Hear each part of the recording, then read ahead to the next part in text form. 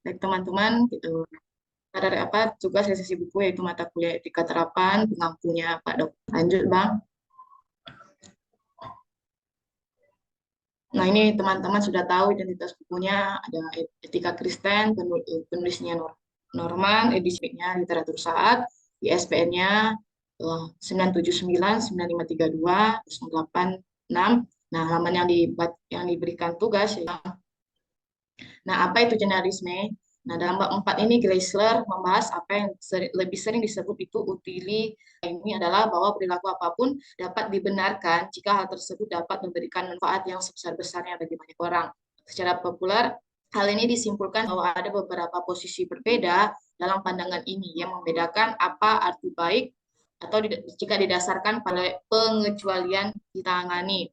Gessler juga menyebutkan bahwa secara umum utilitarianisme menegaskan perlunya suatu norma-norma yang bertentangan. Namun ia menyatakan bahwa kelemahannya terletak pada perlunya kebaikan, memiliki standar objektif atau sebuah norma tersendiri karena kurangnya kemahatauan manusia. Tanggung jawab untuk menentukan kedua hal ini kemudian kembali pada individu yang mengambil keputusan ke sistem etika lain pilihannya yang pada akhirnya mengalahkan kebutuhan akan sistem etika ini dan membawa kembali ke sistem pertama yang dijelaskan yaitu antinomianisme atau yang dijelaskan oleh Burosi tadi. Lanjut Bang. Nah, beberapa pandangan tokoh yang mengemukakan pendapatnya menurut si Jeremy Bentham, proses jurnalisme ini tidak harus diikuti secara ketat pada setiap penilaian moral sebelumnya atau peradilan. Menurut John Stuart Mill ada dua pandangan, yaitu yang pertama dia setuju dengan pendapat si Bentham. Nah, yang kedua bahwa pengecualian tidak akan digandakan melampaui keyakinan seseorang dalam aturan umum. Menurut G. M. Monroe ada dua pandangan juga. Dia mengatakan yang pertama, norma-norma yang secara universal memang benar atau salah, tapi hanya perbuatan-perbuatan yang umumnya salah. Yang kedua, dia mengatakan bahwa norma-norma yang mutlak, karena mereka adalah norma-norma yang nilai hanya berdasarkan hasilnya. Menurut John Austin, kaum bahwa menjalankan aturan akan menghasilkan kebaikan. Lanjut, Bang. Nah, di dalam buku itu teman-teman ada katakan kelebihannya teman-teman. Nah, jurnalisme itu mencerminkan perlunya norma. Yang kedua, pandangan ini menawarkan solusi bagi norma-norma yang bertentangan. Yang ketiga, mengusulkan norma-norma yang tidak boleh dilanggar. Kekurangan dari jurnalisme ini yang pertama, tujuan tidak membenarkan cara. Perbuatan utilitarian tidak memiliki nilai intrinsik. Kebutuhan adanya norma etika yang absolut. Nah, contohnya ini teman-teman di dalam buku itu dijelaskan.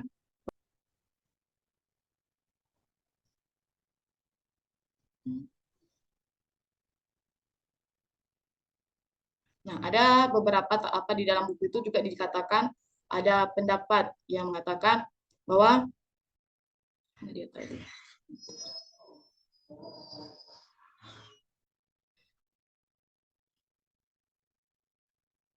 Oke, nanti saja teman-teman kita lanjut dulu.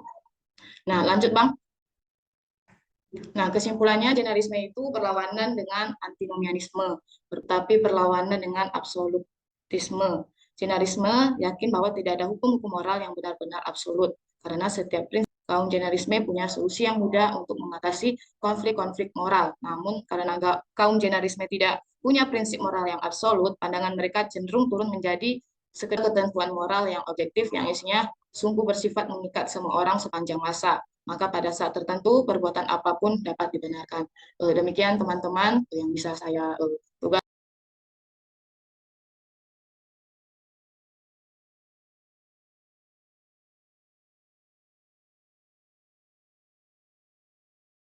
Bu Weni.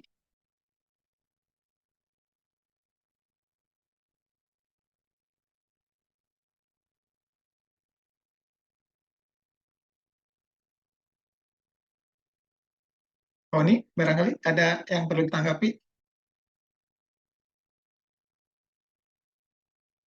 Jadi karena ini pendapat buku, kalaupun contohnya kita bertanya kepada KWNI, besar kemungkinan belum bisa menjelaskan karena ini pendapat buku. Contohnya kita bahas tentang ada satu tadi di sini tentang etika uliteranisme apa tadi?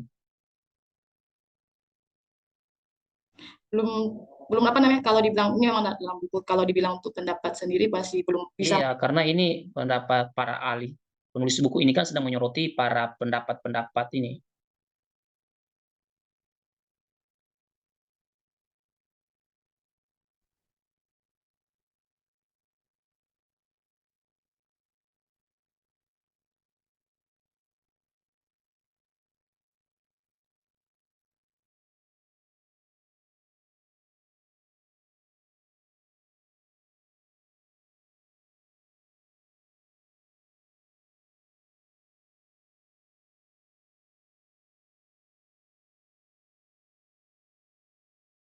Ya, seperti contohnya pendapat utilitarianisme ini yang berkata bahwa melakukan kebaikan itu jika ada faedahnya dan manfaat kepada orang lain.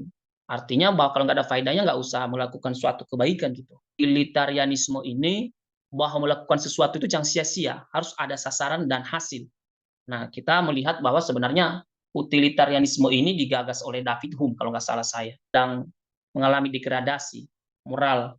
Nah, kalau contohnya kita diskusikan ini, apakah di dalam etika Kristen baru kita melakukan segala sesuatunya ada hal, atau memang sebaliknya berguna tidak berguna, lakukan saja.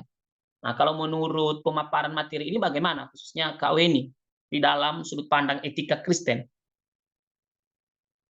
khususnya pandangan utilitarianisme ini?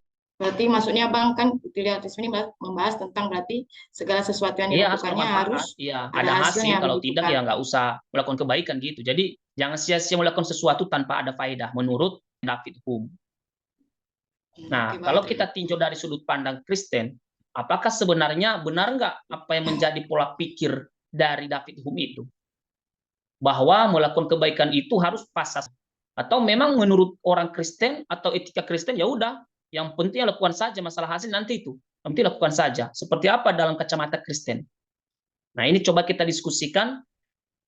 Ini namanya evaluasi informatif tadi. Oke Bang, sudah.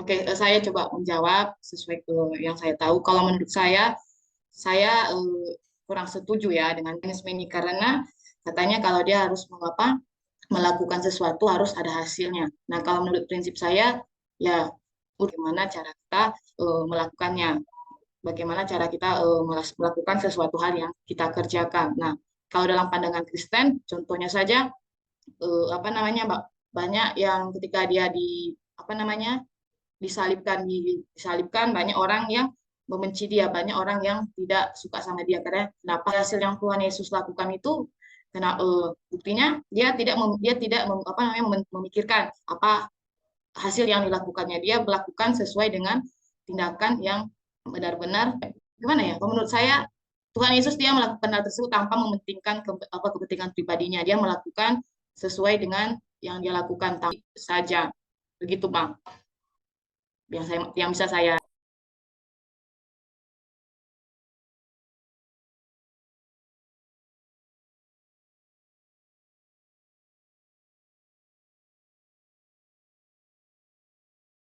Jadi tadi intinya menurut Bu Yeni, kalau tidak saya salah tangkap, pokoknya kita melakukan segala sesuatu tetap sesuai dengan iman kita, hasilnya apapun. Iya Pak, betul. Jadi kita tidak perlu Iya, melihat itu menurut hasilnya, saya gitu Pak. menurut Ibu ya. Gimana menurut Pak Oni, gimana nih Pak Oni?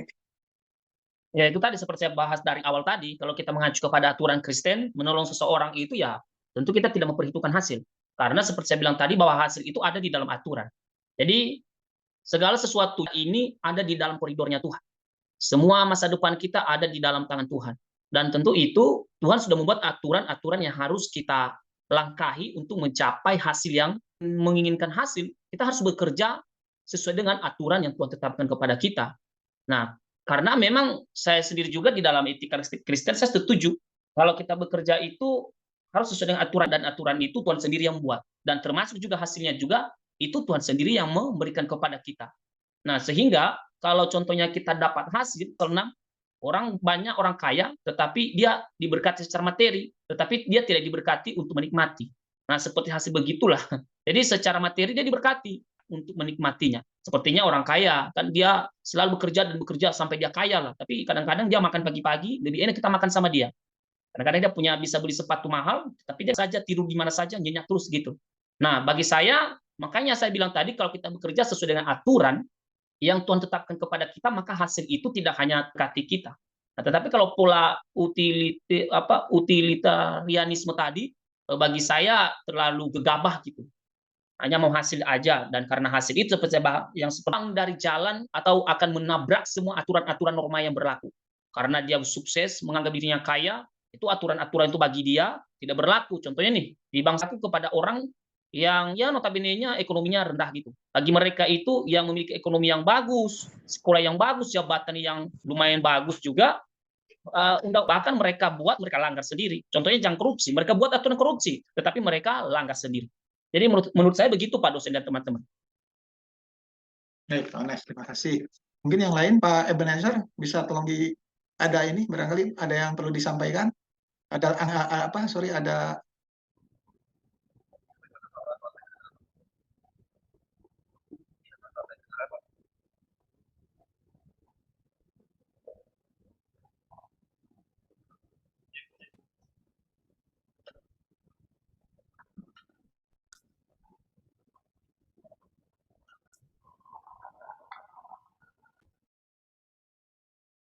Pak, mau tanya Pak. Pak Iya Bu. Agus, ini kan saya baca buku ini ya, yang Etika Kristen ini. Ada kalimat yang bagi saya agak mengkritik ya.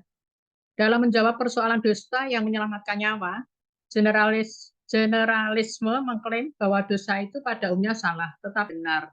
Dalam kasus ini penganut generalisme yakin bahwa dosa itu menyelamatkan nyawa itu benar, karena tidak ada hukum moral yang universal. Maka benar atau tidaknya suatu dusta, maka dusta itu benar. Mungkin minta tolong Pak dosen menjelaskan. Baik Bu. Ya, secara general itu kan segala sesuatunya mereka berdasarkan tadi disebutkan berdasarkan hasilnya ya Bu, hasilnya. untuk hasil akhirnya kan gitu ya Bu ya. Dengan Pak Oni juga secara iman Kristen itu kan tidak peduli hasilnya Bu. Tapi kalau orang general mereka kan yang penting hasilnya Bu. Nah, itu kembali kepada kita mempunyai etika sebagai kasih. Pada prinsipnya tidak baik kan berdusta, tapi kan untuk kebaikan itu tidak masalah. Seperti yang di Abraham, Abraham itu adiknya, gitu kan ya Bu ya. Itu kan berarti secara iman Kristen, tapi kan untuk kebaikan. Emang pada prinsipnya tidak boleh Bu. Itu kembali ke masing-masing lagi. Tetap kita kan pegangan kita Alkitab, tapi untuk yang lebih baik, hasil yang lebih baik ya menurut saya juga ini ya Bu ya, karena kan selama itu hasilnya baik, tidak merugikan sesama, malah lebih banyak kebaikannya, ya bolehlah gitu Bu. Kalau menurut etika menurut saya, tapi sebagai etika iya gitu Bu. Jadi pada prinsipnya kembali lagi ke masing-masing gitu Bu. Kan mungkin sorry nanti mungkin beberapa hari ke depan kan ya Bu ya, kan secara ini kan emang tidak boleh membunuh. Nah jika misalkan aborsi dilakukan untuk kebaikan ibunya, itu kan boleh. Lagi itu pernah saya ada berita jemaat diperkosa hamil. Nah si ibu itu ingin menggugurkan kandungannya. Ternyata kan ada beberapa dokter, beberapa pendapat bahwa itu tidak boleh diaborsi, tetap tidak boleh. Kan menurut saya emang secara etika itu tidak boleh Bu. Mungkin nanti kita bahas ya nanti ke depan kan ada aborsi nanti, ada tema aborsi ya. Itu harus ya masih bolehlah dilanggar gitu secara etika ya Bu ya. Yang dimaksud hasil baik yang bagaimana Pak? Ya kan misalkan Bu, misalkan diaborsi. Waktu ini kita contoh kasus yang diaborsi itu ya Bu ya. Itu jika memang itu nyawa ibunya Bu. Karena pun kalau misalkan seandainya jika kandungan itu terus sampai orang itu melahirkan, berarti kan dia juga ada beban mental juga, di situ stres Bu, sampai bunuh diri karena tidak dilakukan aborsi. Ini contohnya Pak ya, karena kadang kita juga tidak bisa membedakan kalau seperti yang tadi Bapak sampaikan, artinya begini, kalau saya dapat proyek nih, kemudian di markup, nah saya berikan ke gereja, kan itu hasilnya baik Pak. Nah, menurut Bapak bagaimana nih, Pak? Jangan sampai nanti kita salah pengertian, oh yang penting hasilnya Oh baik. enggak, Bu. Kan itu di luar ini ya Bu ya. Kalau untuk markup, kalau ini kan emang itu kan di luar konteks ini ya Bu ya. Maksudnya di luar konteks kemanusiaan. Karena hasilnya kalau markup proyek itu kan untuk ini juga Bu, kesenangan pribadi gitu Bu. Memang hasilnya dibagi-bagikan itu kan untuk mungkin di balik bagi-baginya itu ada nilai-nilai yang tersembunyi. Jadi kita ingin dipuji gitu kan Bu. Emang kita memberi dan memberinya pun bukan hasil yang apa ya? Macam memberinya itu bukan hasil yang tanda kutip itu halal kan Bu. Ini kan akan diperbolehkan juga markup. Dari segi hukum pun kan memang tidak boleh Bu, markup. Kan kalau aborsi tadi juga emang tidak boleh, tapi untuk kebaikan nyawanya Bu. Kan kalau ini markup untuk kesenangan Bu, untuk kesenangan, bukan untuk apa? Baikkan. Bukan untuk kebaikan gitu maksud saya Bu. Jadi sedikit saya tambahkan, maksud dari paham generalisme itu adalah mereka yang pertama itu ya, mereka itu tahu bahwa berbohong itu salah. Mengakui bahwa itu salah kalau kita berbohong. Tetapi dalam hal-hal yang mendesak, yang mengancam nyawa, menurut mereka bisa berbohong. Tergantung hasil yang sangat penting atau bermanfaat di dalam diri seseorang. Saya mau dibunuh, maka sebelum dia dibunuh harus diadili.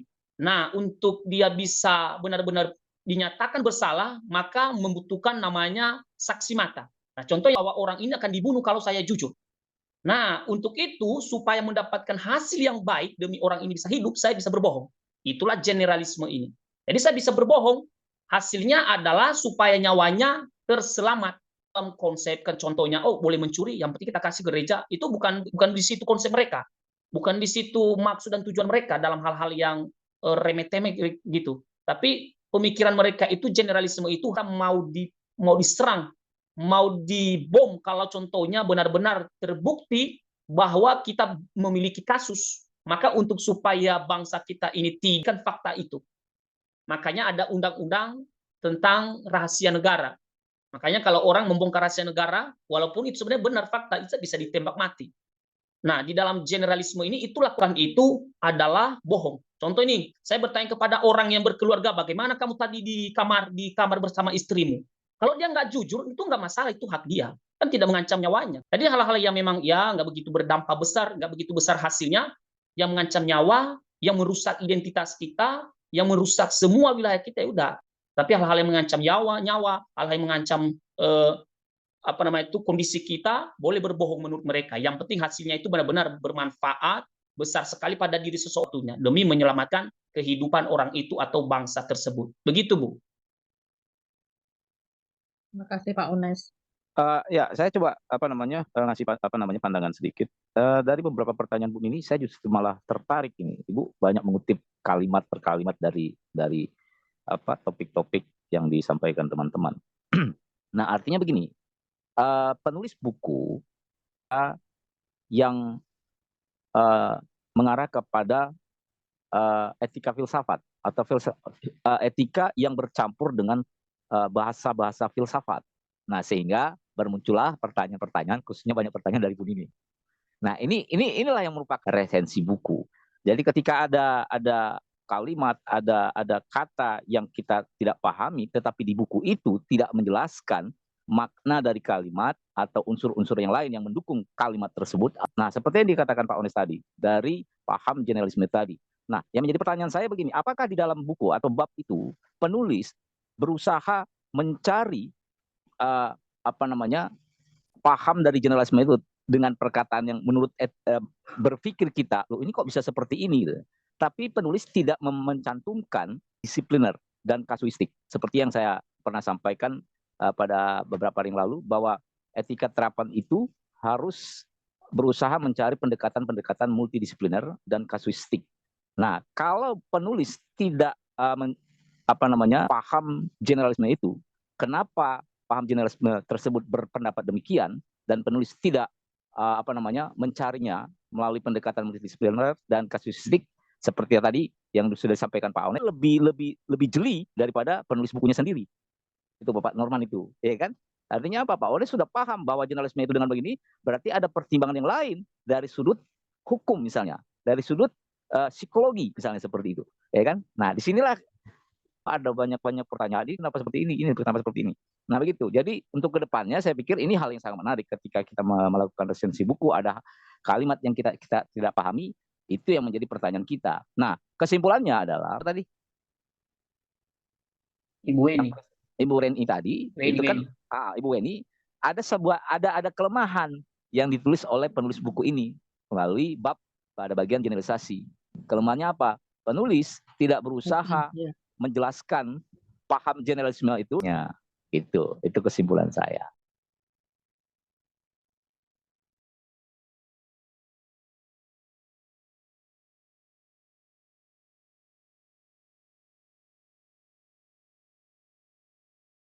Ya, Bu Ninik, bagaimana Bu Ninik? Ini cukup jelas atau masih?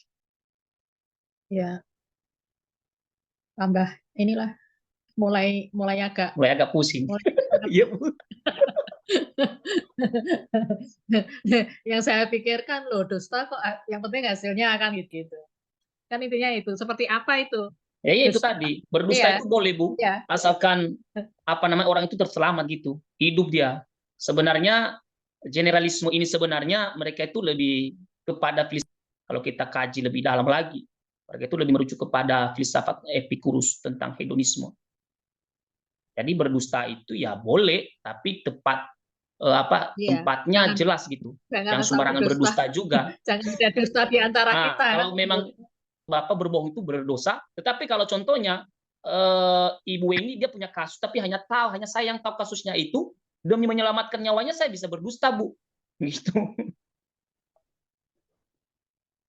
Mungkin pertanyaannya begini Pak Ones, dari kalau kita coba masuk ke dalam pendekatan multidisipliner dan kasuistik, ya kan, untuk topik berdusta ini tadi. Nah, dari sudut pandang psikologisnya itu bagaimana? Kemudian dari sudut ini menarik, jadi hal yang menarik kan kita diskusikan. Begini, menurut saya, jika seseorang sedang ada dalam ancaman, maka baik secara psikologi maupun secara demi menyelamatkan hidupnya, kita kembali ke Alkitab aja, ada oknum-oknum yang bisa melanggar etika moral demi menyelamatkan dirinya. Seperti dikatakan Pak dosen tadi, Abraham, tanah yang dia ada sebelumnya, dia pergi ke Mesir, dia berkata kepada istrinya, nanti kamu bilang, kamu adik saya ya. Padahal dia tahu bahwa itu berbohong. Tetapi dia tidak peduli itu demi hidupnya supaya dia bisa hidup gitu. Kalau dia tidak berbohong, dia mati. Maka semua etika Kristen, semua aturan-aturan, maupun juga secara psikologi itu akan terhilang sendirinya di sini. Tapi kalau contohnya mengancam nyawa kita, hal-hal yang menurut kita mempermalukan kita bisa berbohong.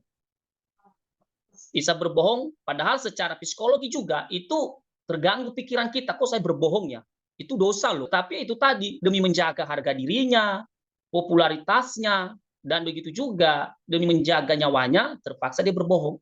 Jadi menurut saya begitu mungkin para filin, bahkan mengkhianati Tuhan pun boleh. Ya, kalau saya ya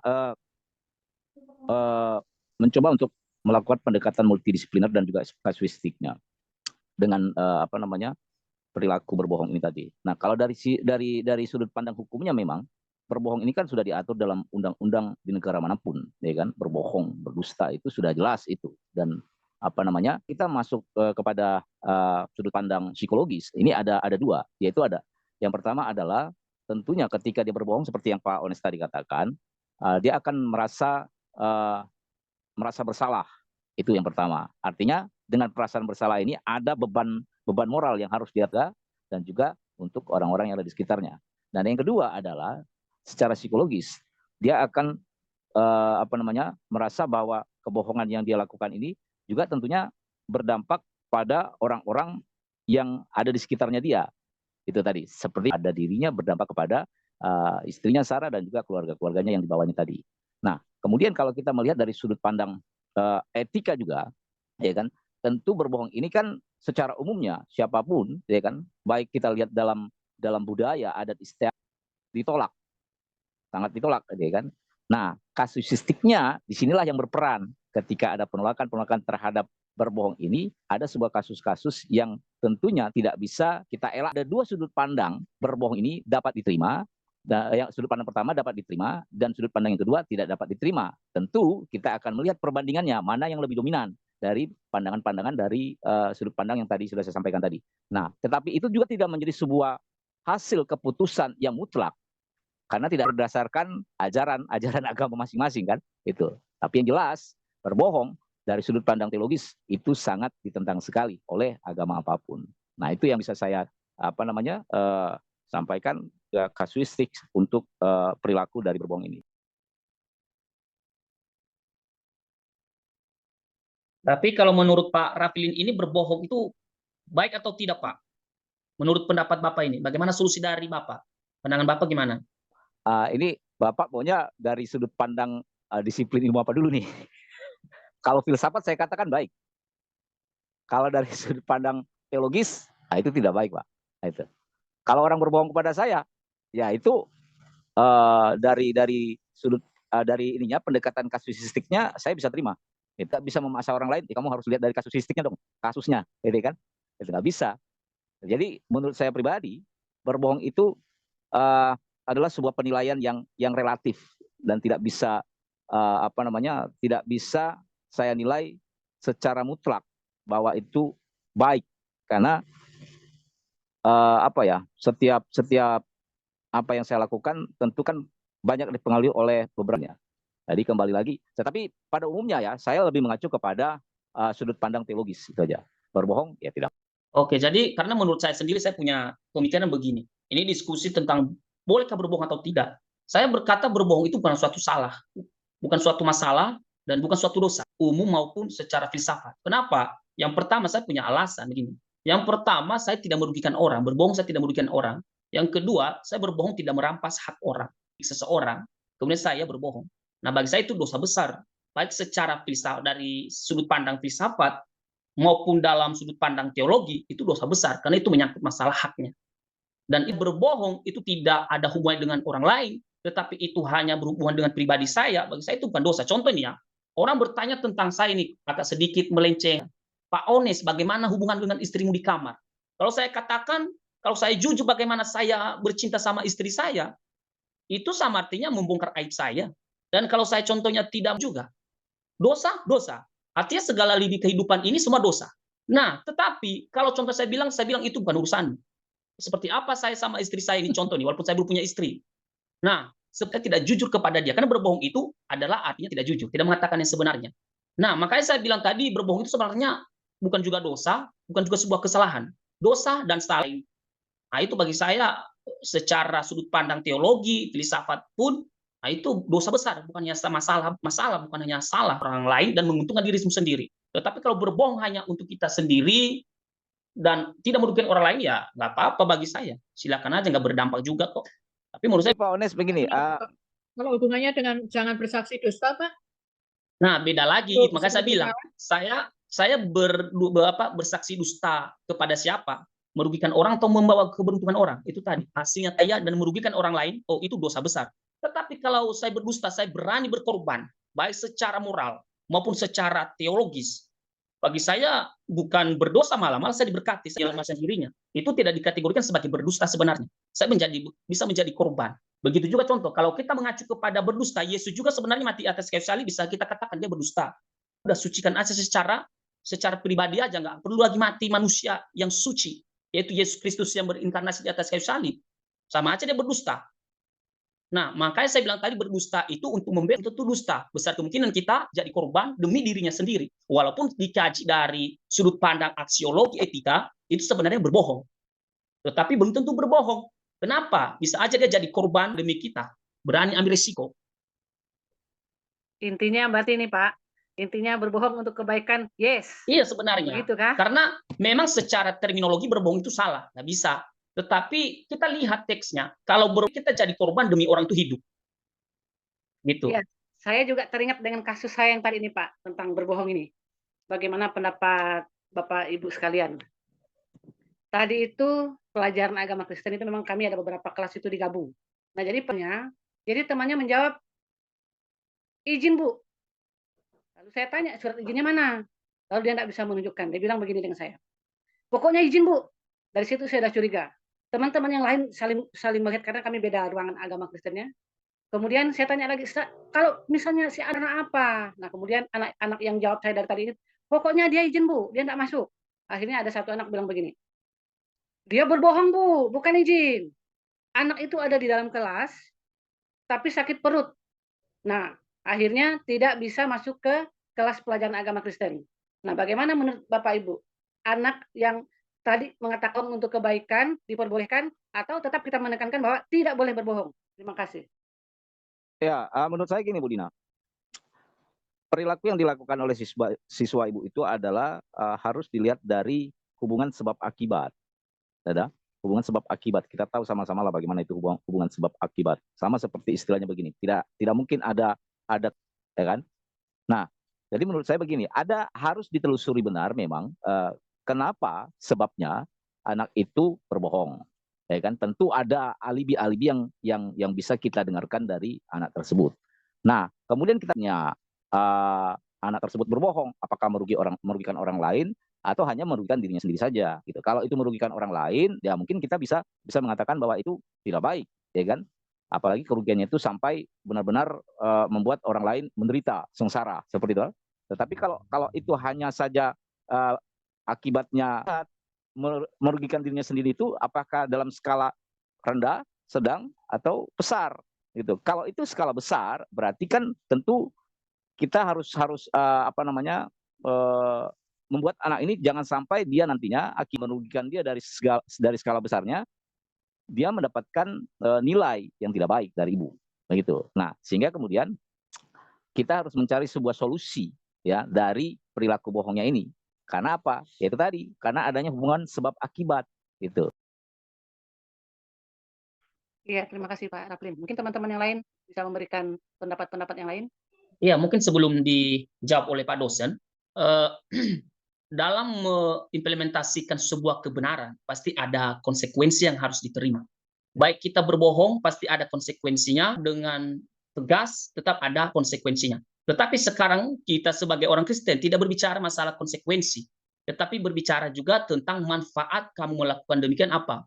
Kepada kita Ibu Dina, ya bisa saja mungkin menurut dia berbohong, tetapi seperti saya bilang tadi, bahwa berbohong itu seperti yang dikatakan Pak Rafli itu relatif gitu, itu benar. Tetapi kalau dikaji dalam sudut pandang etika, maka berbohong itu sekali lagi itu salah. Tetapi kalau dilihat dari sudut pandang teologi, belum tentu itu hanya Tuhan yang tahu, Allahu Allah gitu loh. Jadi kalau contohnya saya berbohong tapi tujuannya supaya orang ini selamat gitu, maka belum tentu juga saya berdosa dan masuk neraka ataupun saya dibenci Tuhan. Inilah menjadi sukses ke depannya. Coba aja kita ini semua, saya pikir kita ini punya kasus di masa kecil. Kalau kasus-kasus kita ini dibongkar oleh orang tua kita rusak. Tetapi ada orang-orang yang mengasihi kita seperti orang tua kita, tidak membongkar aib kita, tidak mengadukan kita ke polisi, dilaporkan ke polisi, saya ditangkap masuk penjara, saya putus sekolah nggak sekolah, keluar dari penjara jadi preman. Tetapi ada orang-orang yang memang membacking saya, yang menutupi hal itu, sehingga saya hari ini bisa bertumbuh.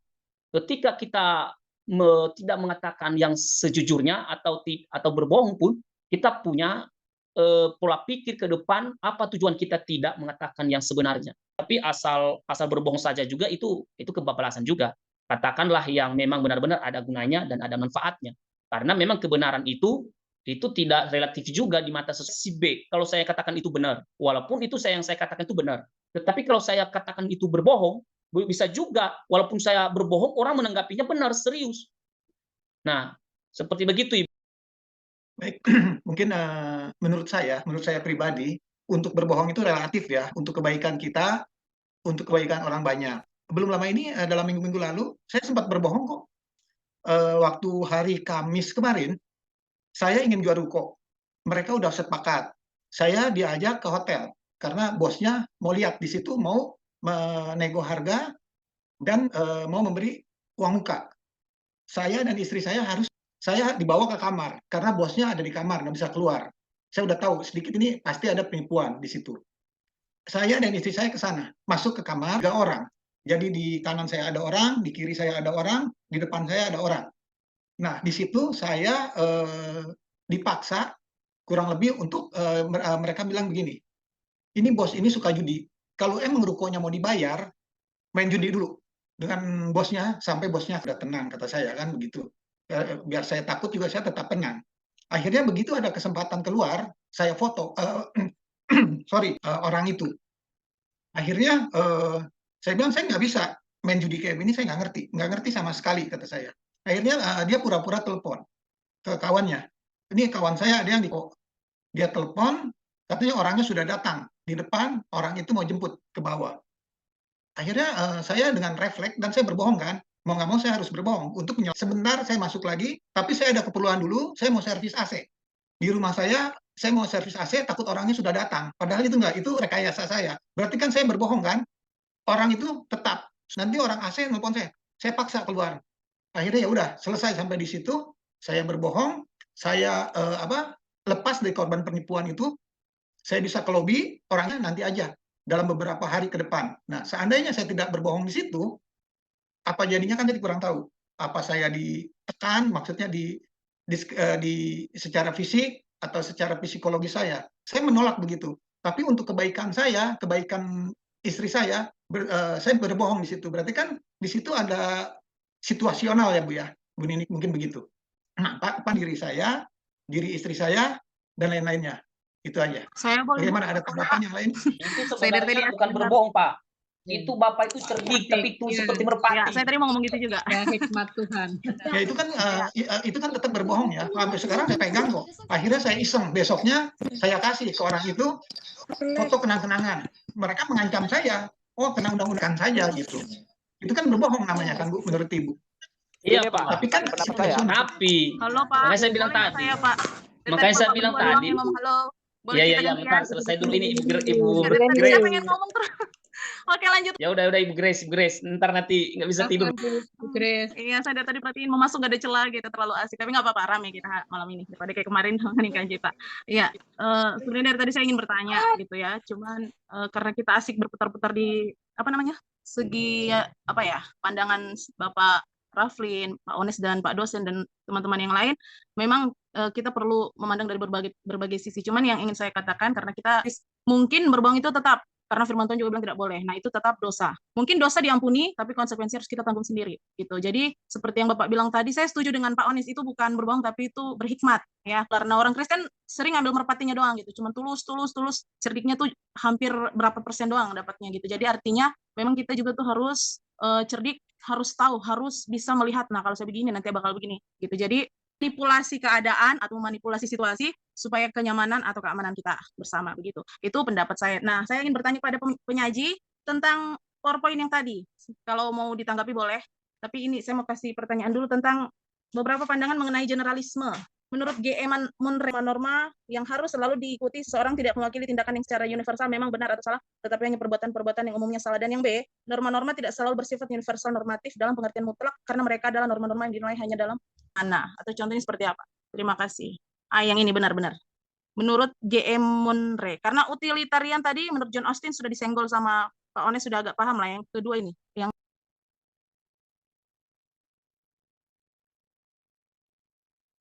Oke, Bu Grace, terima kasih sudah memberikan pertanyaan. Nah, untuk yang G.E. Munre ini katanya kan norma yang harus selalu ikuti seseorang, tidak mewakili hanya perbuatan-perbuatan yang umumnya salah. Yang kedua, norma-norma tidak selalu bersifat universal normatif dalam pengertian mutlak. Sebelumnya Bu, saya minta maaf karena saya nggak terlalu tidak terlalu sedetail ya, hanya mengambil yang intinya saja. Nah, kalau misalnya ditanya tentang norma-norma yang diikuti apa ini atau ini, saya tidak maksudnya tidak bisa menjawab dengan tepat Bu, karena saya masih juga bingung dengan kata-kata ini. Kira ada teman-teman yang bisa menjelaskannya, karena juga ini saya dapatkan juga dari dalam buku. Jadi saya juga bingung juga bagaimana menjelaskannya Bu, begitu. Kalau menurut Pak Ones atau Pak dosen bagaimana Pak? Karena saya juga bingung, makanya saya masukkan juga ke dalam PPT ini dari pandangan dari siapa ini.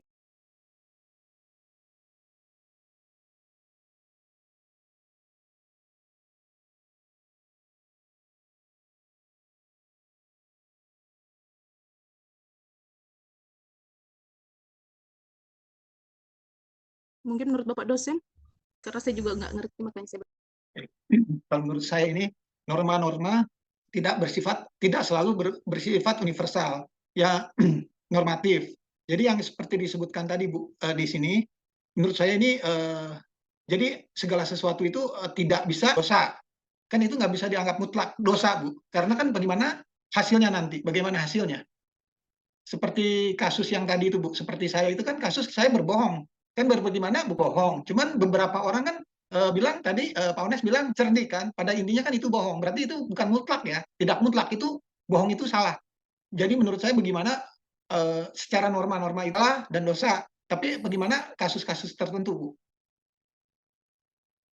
Mungkin yang lain ada ini Pak Ones atau Pak Bisa saya Raffi jawab ya? ada. Iya, terima kasih. Pertanyaannya sangat bagus sekali, tapi kita perlu memahami bahwa maksud dari penulis itu sebenarnya mau setiap orang, suku, agama, dia punya norma-norma atau aturan-aturan khusus. Setuju ya? Contoh ini, saya dari Nias, saya punya norma-norma adat khusus. Saya pribadi punya norma-norma, aturan saya itu, norma-norma dari adat saya itu tidak mewakili secara universal. Adat saya tidak mewakili adat orang Batak. Norma-norma aturan-aturan saya tidak mewakili sifat-sifat Bapak Ibu. Artinya bahwa setiap suku diri dan tidak mewakili aturan-aturan suku-suku lain. Maka dengan kata lain sebenarnya dia mau menegaskan bahwa dengan adanya banyak norma dan aturan, maka setiap orang dia bisa buat aturan tersendiri. Karena aturan itu bersifat relatif. Salah satunya tadi, apakah menurut si A boleh berbohong? Menurut norma saya boleh. Menurut aturan saya boleh. Tetapi saya tidak bisa objek yang saya itu, norma-norma atau aturan yang saya punya itu tidak bisa saya terapkan kepada orang lain atau dengan kata lain mewakili orang lain, tidak. Jadi itu hanya bersifat ada pribadi, masing-masing dia punya norma-norma aturan-aturan tersendiri dan itu tidak mewakili semua suku. Maka untuk itu sebenarnya orang penulis ini mengatakan bahwa sekali lagi norma-norma relatif. Maka budaya saya, bahasa saya, aturan saya tidak bisa saya menerapkan atau memaksa Bapak Ibu, karena itu hanya berlaku pada ruang lingkup kehidupan kepercayaan saya sendiri. Seperti begitu. Ya, saya coba memperjelas lebih sederhana lagi seperti yang dikatakan Pak Ones. Contohnya begini, kalau Pak Ones bilang tadi kan bahwa norma-norma yang ada di sukunya Pak Ones itu, kan tidak tidak bisa diuniversalkan, ya kan. Nah, jika Pak Ones melakukan contohnya berbohong lah gitu, nah itu tidak Nias itu pembohong. Nah itu kan Pak yang Pak Ones maksudkan tidak bisa diuniversalkan itu. Tetapi tindakan Pak Ones itu dapat dinilai salah secara normatif. Monre tadi itu.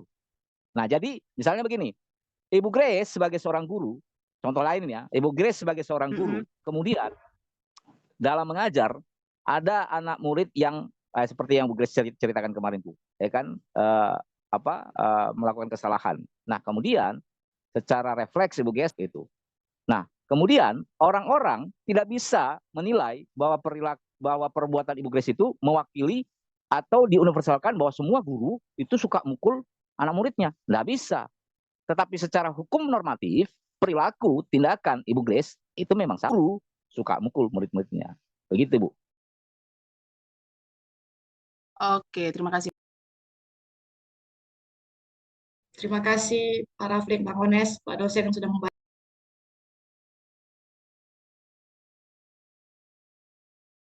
Mungkin ada lagi yang perlu dibahas, Bapak Ibu?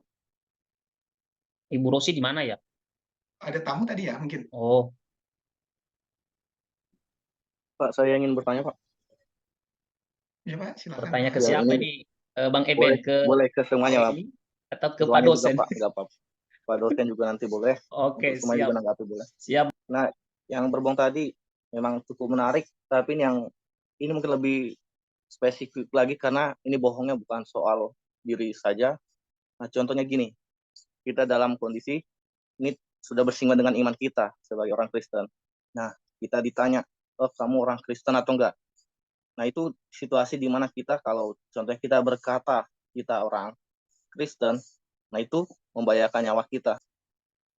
Nah, karena ini kan tadi seolah-olah bohong itu seperti relatif nilainya, benar salahnya. Nah, kalau kondisi seperti itu kira-kira gimana? Karena kita sendiri bilang, barang siapa tidak mengakui aku atau menyangkal aku aku akan menyangkal dia di depan Bapa dan malaikat-malaikatnya. Itu kata Tuhan Yesus. Bagaimana kira-kira pandangan Bapak dosen dan Bapak dan Ibu semuanya? Ya, saya coba ini melihat dari pendapat Monre tadi itu. Jadi norma-norma etika di dalam etika Kristen, apa yang Pak Eben lakukan itu tidak mewakili keseluruhan orang Kristen. Jadi jangan ada orang Kristen yang lain atau agama yang lain, dia Kristen berarti orang Kristen pembohong semua. Oh, tidak bisa. Tetapi secara normatif tindakan atau perilaku Pak Eben itu salah. Apalagi dilihat dari normatifnya etika firman Tuhan. Itu. Nah, tetapi kalau kita melihat dari pendekatan kasuistiknya bahwa perilaku yang Pak Eben lakukan itu dapat diterima. Kenapa? Ada pertimbangan sebab akibatnya. Rasional apa yang Pak Eben lakukan itu dapat diterima. Saya meyakini itu dapat diterima oleh semua orang ketika diperhadapkan situasional seperti itu atau kasus-kasus seperti itu. Itu dapat diterima. Itu. Jadi hanya perdebatan yang panjang memang, tetapi harus kita akui belum dilakukan kajian-kajian lebih mendalam lagi dari sudut pandang dari manapun, bahwa perilaku atau norma yang bersinggungan dengan norma-norma ini masih perlu dikaji lebih dalam lagi sebenarnya. Oleh sebab itu kesimpulannya ada dua sayan terhadap perilaku seseorang maupun organisasi apapun itu dari pendekatan yang lain. Nah, seperti saya katakan, saya memakai istilah pendekatan multidisiplinar dan juga kasuistiknya, sehingga kita demikian, Pak. Oke, Pak. Mungkin jawabannya tadi ada berbagai sudut pandang. Tetapi yang jadi pertimbangan saya ketika kita contohnya masih mentoleransi kebohongan tersebut, contohnya tentang iman kita. Nah, jadi itu ibarat seolah-olah bagaimana dengan para martir di masa lampau. Contohnya mereka kan mati karena mengaku iman mereka. Apakah kita? Tentu saja enggak. Nah, itulah yang jadi pertimbangan. Seandainya kita boleh menyangkal bahasanya. Sedangkan kita baca di Alkitab banyak orang-orang percaya yang dianiaya, yang mati karena mengaku imannya kepada Tuhan Yesus. Nah, itu contohnya. Jadi saya rasa jadi tidak adil contohnya, semakin berkembang kita justru seperti memudar dalam hal contohnya pengakuan. Jadi begini Pak Eben, Pak Eben ketika mengambil sebuah keputusan untuk perilaku atau perbuatannya Pak Eben itu, tentu kan Pak Eben sudah mempertimbangkan sebab akibatnya, betul? Betul tidak? Iya. Nah, pertimbangan sebab akibatnya inilah nanti yang akan dicerna kalau kita masuk ke dalam ilmu kedokteran. Nah, otak ini ya akan lakukan perbuatan bohong atau jujur. Nah, tentu sebab akibatnya akan Pak Eben hadapi juga, ya kan? Nah, tetapi sekiranya Pak Eben jujur, berarti Pak Eben sudah siap mati martir, betul? Itu pilihan pertama. Pilihan keduanya, ketika Pak Eben juga Pak Eben lakukan, supaya apa? Kebohongan itu tidak menjadi sebuah habit di dalam kehidupan Pak Eben. Nah, oleh sebab itu sangat jelas sekali dikatakan dalam 1 Yohanes 1 ayat 9. Kita semua sudah tahu. Jika seseorang mengaku dosanya, maka ia setia dan adil. Betul? Sehingga apa? Kebohongan itu tidak menjadi habit bagi kita. Nah, makanya saya sangat setuju sekali. Kesalahan yang pertama sekali saya mengaku itu di hadapan Tuhan. Persoalan saya mengaku di hadapan orang lain, itu saya membutuhkan timing yang tepat. Sehingga ketika saya menyampaikan kejujuran saya atas kebohongan saya tersebut, mereka dapat menerimanya. Karena ada kasus-kasus tertentu atau situasi. Demikian, Pak. Berarti dengan kata lain, Pak, kita berarti bisa menentukan kapan kita contohnya untuk martir seperti itu, Pak ya? Sekarang pertanyaannya begini, Pak. Kembali lagi muncul pertanyaannya. Ya kan? Apakah Bapak sudah siap martir muda? Nah itu, kalau Bapak udah siap martir muda, ya itu pilihan Bapak. Tidak bisa orang lain yang menentukan pilihannya. Setiap orang kan punya pilihannya masing-masing. Betul tidak? Saya kan tidak bisa memilih, contohnya, saya kan tidak bisa memilih Bapak harus lahir dari mana. Gitu? Atau saya kan tidak hidup Pak Eben. Betul tidak? Ya kan? Nah itu semua setiap orang punya pilihannya masing-masing dan dipertanggungjawabkan tentunya pilihan itu. Artinya apa? Ada konsekuensi yang harus kita hadapi. Itu. Kalau dalam ilmu manajemen risiko dikatakan bahwa setiap keputusan seseorang ataupun organisasi, tapi pertanyaannya, resiko mana yang mau kita pilih? Itu besar, sedang, atau kecil? Kenapa? Resiko itu tidak bisa dihilangkan, Pak. Gitu. Resiko itu ibarat seperti dosa yang setiap hari diperhadapkan ke kita selama kita masih hidup di dalam dunia ini.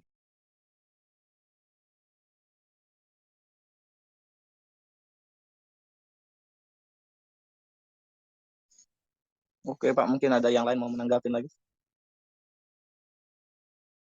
Iya, kalau saya sih, saya membedakan dua hal antara berbohong dan cerdik. Seperti saya bilang tadi, berbohong itu adalah sesuatu yang merugikan orang.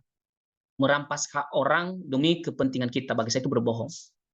Tetapi tidak semua hal-hal yang kita katakan tidak benar itu bohong. Bagi saya, itu adalah dari sudut pandang teologi, dia bukan berbohong, tapi cerdik. Makanya kita berkata, cerdiklah seperti ular, tuluslah seperti merpati. Kenapa? Kalau kita hanya tulus, kita dibodohi orang. Membodohi orang, atau kita tulus dibodohi orang. Maka supaya kita tidak membodohi orang dan tidak dibodohi, maka kita itu tadi tulus dan cerdik gitu.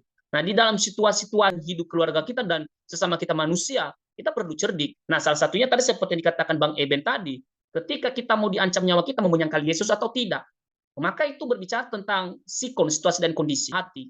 Dia bisa aja katakan, saya tidak percaya kepada Yesus, tapi dalam hatinya kan dia sangat cinta sama Yesus. Ada seorang misionaris di Cina, dia pernah 2 orang mereka, yang satu dia tidak mau menyangkal, ditembak mati.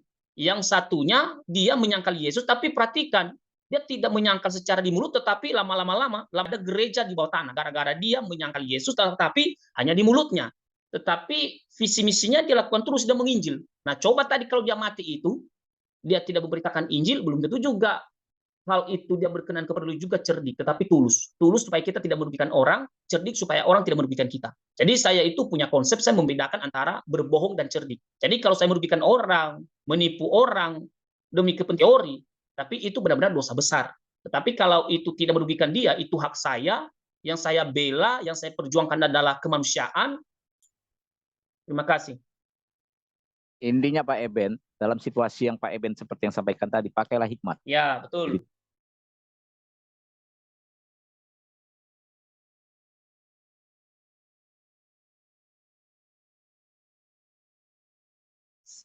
Oke Pak, makasih buat jawabannya. Mungkin bagaimana dari sudut pandang Pak dosen? Ya, menurut saya kalau sudut pandang saya berbohong mungkin tidak bagaimana yang menurut Pak Rafin tadi, kita harus berhikmat juga. Mungkin kita juga semua tahu seperti tanah Batak. Kan saya rasa jika memang tidak cerdik, tidak mungkin No Man's Land bisa menaklukkan tanah Batak. Bukan begitu, Pak?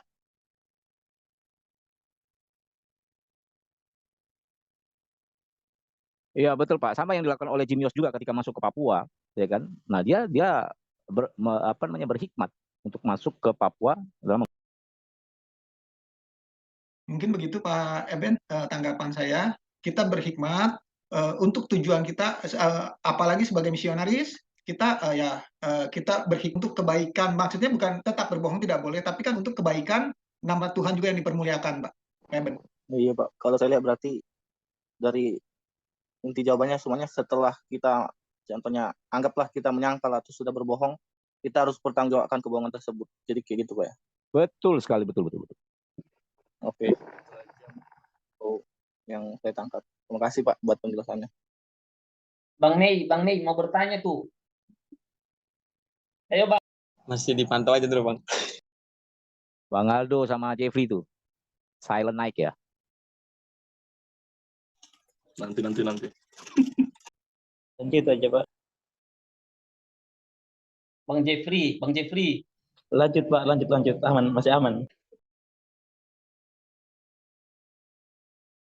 Baik, ada lagi? Ini ada pertanyaan yang agak konyol sebenarnya, tapi cukup menarik untuk didiskusi. Tapi nggak usah terlalu panjang-panjang didiskusikan. Pertanyaannya begini, langsung aja. Apakah kita bisa berbohong kepada iblis? Nah, ini menarik ini. Gimana menurut Pak Slamet? Saya rasa, menurut saya pribadi Pak ya, di luar konteks Alkitab, kita tidak bisa berbohong kepada iblis Pak. Karena iblis itu yang seperti kita tahu, rajanya pembohong. Kita tidak bisa mengalahkan dia sebagai pembohong Pak. Maksudnya berbohong, yang dimaksud Pak Rafli yang bagaimana? Pertanyaan saya gini Bu, Ini mungkin pertanyaan agak konyol menurut Ibu. Bisakah kita berbohong kepada iblis? Sebelum kita bohong, iblis sudah tahu. Loh, Alkitab kan Berarti iblis mengatakan maha kuasa dong. bahwa tahu. Contohnya bagaimana praktisnya? Maaf Bu, saya nggak bisa memberikan contoh praktisnya, tapi ini pertanyaan yang muncul di kepala saya. Kalau kita kan selalu banyak berbohong kepada manusia dan kepada Tuhan. Tetapi yang menjadi pertanyaan kritis saya, apakah kita bisa berbohong kepada iblis? Karena balik berbohong kepada iblis. Itu. Jadi negatif sama negatif berarti plus dong. Pak, relevansinya itu kayak mana tuh Bu? Negatif dengan ketemu negatif jadi plus. Nah, coba Ibu mungkin atas pertanyaan saya itu, kalau bisakah kita berbohong kepada iblis? Nah, coba dari hitung-hitungan Ibu itu tadi. Kalau kitanya berbohong, iblisnya berbohong, ya sudah, seri 0-0.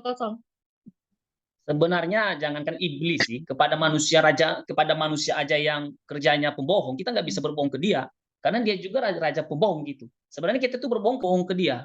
Tetapi orang-orang yang hidupnya penuh dengan pendusta, suka mendustai dan berbohong, kita nggak bisa berbohong ke dia, karena sebelum kita berbohong dia sudah tahu juga.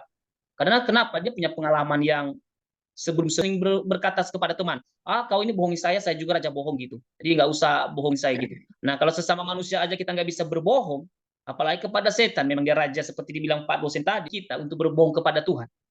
Jatuhnya buaya kok dikadalin ya. Gitu dia. Ngomong brosi. Langsung disinggung masalah itu. Karena udah mau dekat-dekat penutupan. Bukan loh, tamuku baru jalan. Ayo Ibu Rosi. Izin Bapak tadi. Pertanyaan saya, bagaimana pendapat Bu Rosi? Bisakah kita berbohong kepada iblis? Coba diberikan pendapat dari sudut pandang. Saya rasa tadi Bapak udah bilang, Bapak Agus Selamat dan juga Bapak Kaunis, bahwa dia kan raja pembohong, raja pendusta, raja segala-gala kejahatan di bumi ini lah jatuh. Gimana mungkin kita bisa ngebohongin dia? Tuh dia aja raja pendusta, sama halnya dengan istilah yang tadi saya bilang kan. Buaya kok dikadalin. Tapi menurut saya itu kita bisa bohong iblis, Pak. Saya juga berpikir begitu, Pak Ones. Nah, contohnya gini. Ketika iblis mulai menggoda kita berkata, saya anak Tuhan. Terkadang mulut dengan hati beda, saya. Kita bisa ngebohongin. Nah, makanya saya bilang, saya anak Tuhan. Tetapi sebenarnya dia juga nggak pernah dekat ke Tuhan. Berdoa aja susah itu kan. Ya kan dia mulai gombal-gombal kita ini. Saya kutolak kau dalam nama Yesus. Berarti aku anak Yesus itu gitu masalah, kan. kalau begitu masalah yang bilang aku setia sama kamu, tapi kesana-sananya dia nggak setia. Nanti dia juga temannya iblis. Makanya pokoknya dia bisa kadali iblis lah. Kalau dia anak Tuhan Yesus tapi doa aja kagak ada. Baca Alkitab iblis juga bilang enggak kok. pembohong, Tapi mengklaim diri dia. Iblis bilang pembohong kau katanya. Enggak, iblis kayaknya bilangnya gini. Sesama kita, nggak usah lah saling. Ketahuan bohongnya, Bu. Iblis menjawab, kamu cerdik. Waduh, kalau begini terus keputusannya apa nih? Nggak tulus ya. Kalau saya begini, Pak Ones. Oke, Pak. Memang sulit untuk mendeskripsikan dari pertanyaan saya ini, kan? Yang konyol lah, menurut saya ini agak konyol, tapi cukup menjadi pertimbangan juga dalam pikiran saya. Kita semua kan tahu bahwa cara kerja dengan dengan kata-kata manisnya, ya kan? Ya itu tadi makanya dikatakan Bapak segala pembohong, ya kan? Nah, oleh karena pikiran kita ini dirasuki oleh iblis, ya kan? Ketika kita diperhadap, apalagi kalau kita lagi duduk sendiri merenung begitu kan, nah iblis di situ datang menggoda, ya kan? Dengan kata-kata manisnya, dengan kebohongan-kebohongannya. Nah, sadar atau tidak sadar, terkadang kita terhanyut dengan pikiran kita itu sendiri, ya kan? Contohnya begini, saya baru dapat nih. Contohnya ketika saya berbicara dengan istri, kemudian terlibat dengan sebuah argumentasi, kan pertanyaannya nanti kalau nanti saya ditanya, ketika saya sendiri nih ya, saya harus jawab apa ya? Nah, iblis datang menggoda tuh. Oh, kamu bilang saja begini gitu ya kan? Dengan segala kebohongan-kebohongan yang disampaikan iblis melalui pikiran kita. Nah, tapi pada kenyataannya benar juga itu kan. Kita bermain dengan berpikiran kita dengan iblis. Oh iya juga ya, benar juga gitu. Namun pada kenyataannya ketika kita berhadapan dengan istri, ketika istri langsung tanya, "Kamu habis dari mana?" Tetapi dengan spontan kita menjawab jujur. Dengan mempertimbangkan segala kondisi. Jadi menurut saya kesimpulannya bisa saja kita berbohong kepada iblis ketika pikiran kita dirasuki oleh tipu daya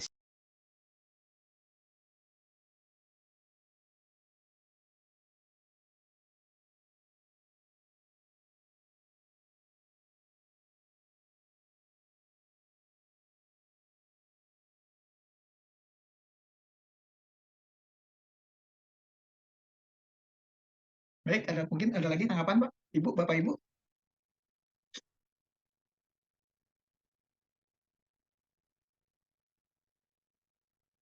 Ibu Rosi mau bertanya itu sedang baca.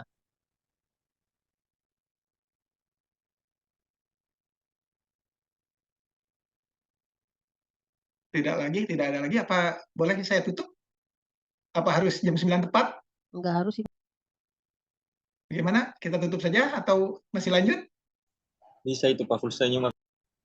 Bang Aldo gimana? Jangan ketawa-ketawa aja. Mau nanya atau mau tutup supaya siap untuk besok dirimu. Tawa-tawa. Kurasa itu Bang Aldo mau doa penutup itu, Kak. Udah full senyum itu Pak.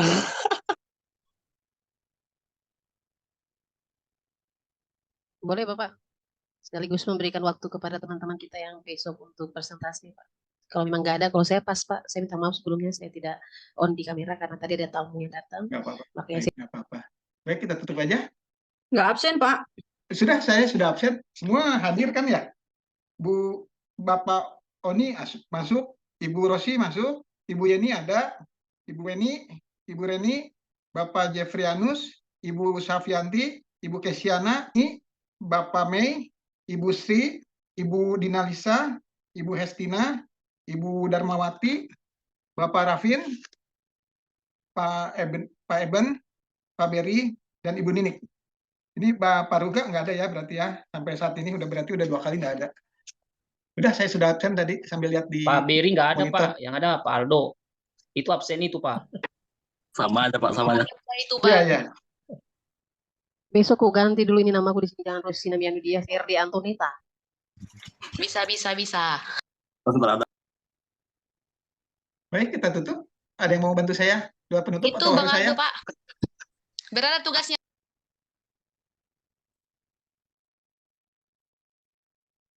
Baik, tidak ada. Yuk kita tutup. Kita berdoa. Bapa kami yang bertata dalam kerajaan surga. Terima kasih.